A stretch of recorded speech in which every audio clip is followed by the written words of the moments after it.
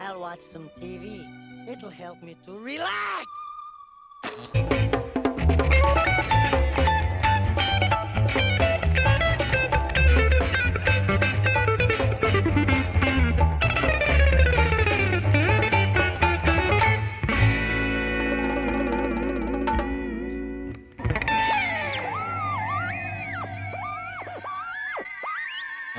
Welcome back to the Ren and Stimpy recap. Last week we talked about Blazing and Trails, which was unfortunately blocked, but it's up on Patreon. And today we're taking a look at Lumberjerks. And with these hands, I hold the fate of millions. I like this title card. It's simple but very effective. Basically any good looking title card that has a unique take on one or both our main characters is gonna be one I like. The totem thing is really cool and the music is nice.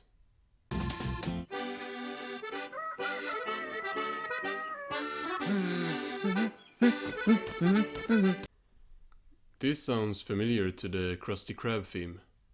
Add that to the list of times I've mentioned the show in my videos. I should make a SpongeBob focus channel. Spaghetti sauce, cheese of course.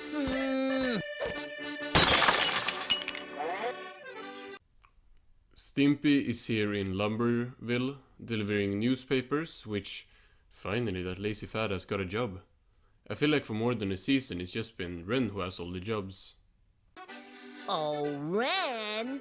It's bill collecting time! Yeah? Well, how much does this deadbeat owe us? Okay, so he's not just delivering newspapers. Him and Ren are collecting bills, and Ren, who was just chilling inside Stimpy's bag, gets really upset when Stimpy tells us how much the next house owes. What? Oh, a delinquent, eh? I'll take care of this freeloader! He asks Stimpy what the person's name is, and when Stimpy tells him, he isn't as tough anymore. He's holding on to Stimpy and saying that the crazy Frenchman almost killed him last time. Neither rain, nor dog, nor stink of cheese! So they say the Paperboy's oath with the American flag behind them, which reminded me a bit of In the Army, because that episode also has the flag behind them. I can't help but associate like really tiny things in this show.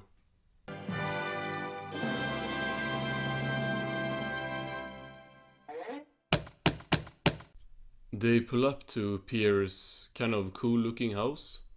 Ren gets grabbed by him after showing him the bill.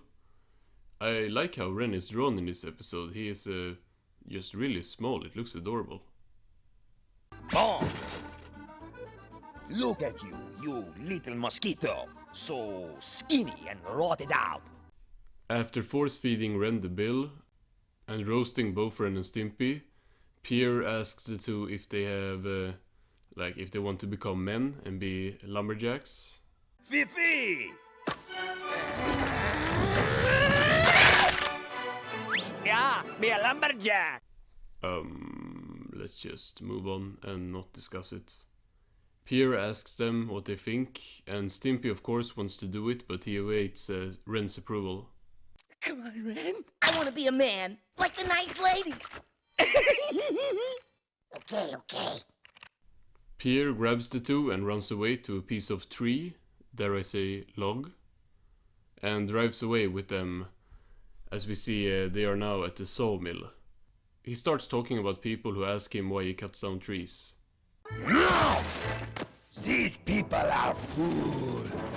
They do not know of the eternal struggle. I'm not gonna lie, not one thing so far has rung any bell, and going into this episode I literally remembered not one thing. Pierre might as well be a character I've never seen before, and it's basically at the point where I question if I missed this one when I first watched the show. The timber, she will... charge if spooked. No matter if I forgot the episode or not, I'm kind of enjoying myself. It's always more fun not knowing anything and having no expectations. Pierre is freaking out about trees and tells the two that the trees have an ally. The murderous spiny tree lobster! No recollection of that either. I just knew there would probably be a lobster in the episode, but that's just from the title card. Pierre says the tree lobster will defend this tree to the death. He gets his claws on you, he will never let go. We see that he is not capping and actually has one hanging onto his butt. Pierre shows the two a book that he has, which is about finding trees, which you'd think he wouldn't need a whole book about, but it's apparently very complicated.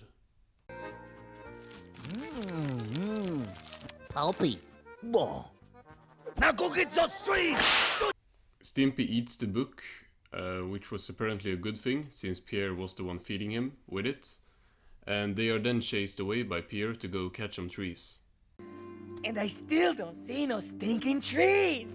I say we go back to being paper boys. What? Pierre pulls up from nowhere on a beaver to trash talk them for wanting to give up. The two keep walking and are now really tired. I don't know how much longer I can go on, man.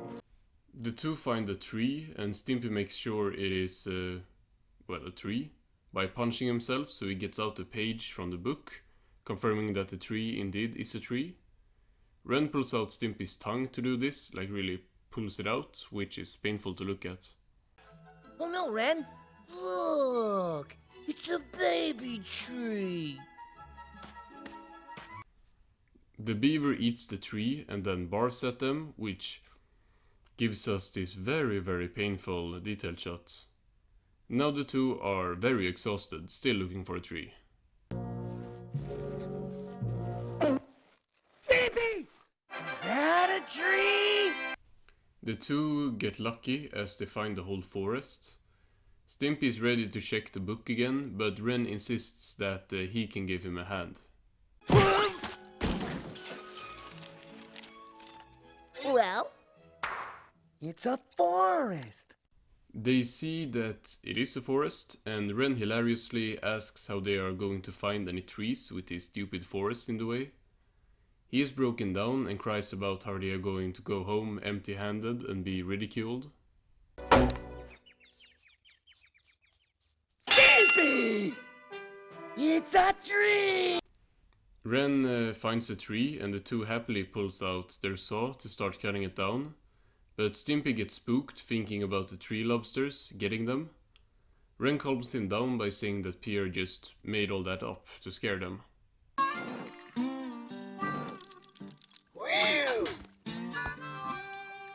Man, Where was his towel at the end there? The two are trash at cutting down trees, and Ren figures it's because the tree is full of wood, and then someone else is there with them. Oh, a tree killer, eh? I'll murder you. The tree lobster says he's gonna teach Ren a lesson and grabs him to start walking to a tree and then up the tree to show him a hornet's nest. Hey, buddy. What are you, like what you see? Huh? Huh? Mr. Hornet stings Ren in the eye, which is thankfully off screen.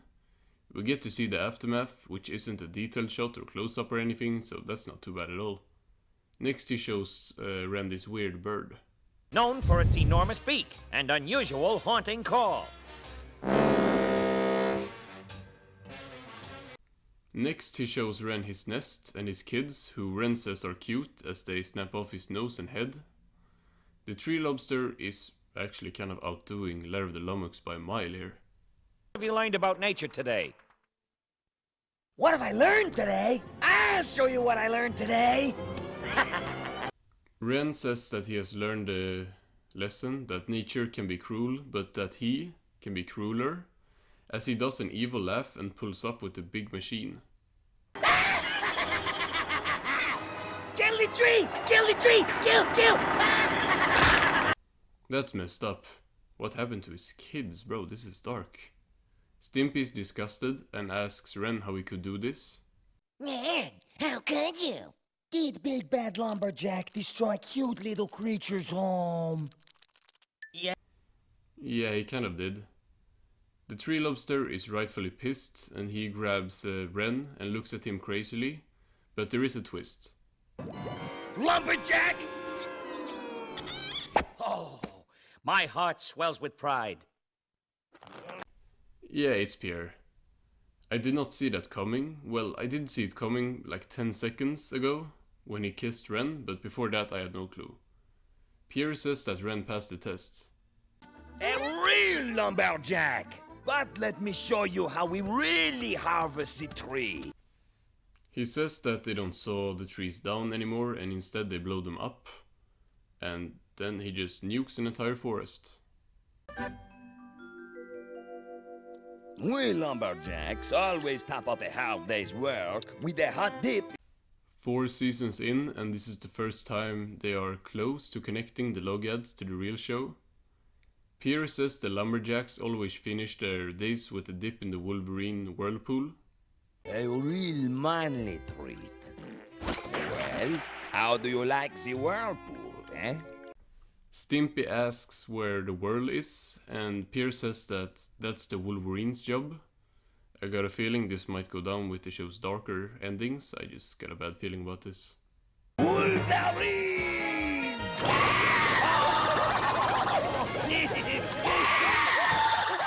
So that was Lumberjerks. Literally at no point in the episode did I recognize anything. Well, the crab looked kind of familiar, or the lobster, but I might just have seen an image of it or something. I kind of get why I forgot this one though. It's not bad by any means, but it's kind of boring. Not to a crazy degree, it's no Son of Stimpy or Lair of the Lummox, but if this was the same length as them, I would not have liked it. It just wasn't enough here, I felt like.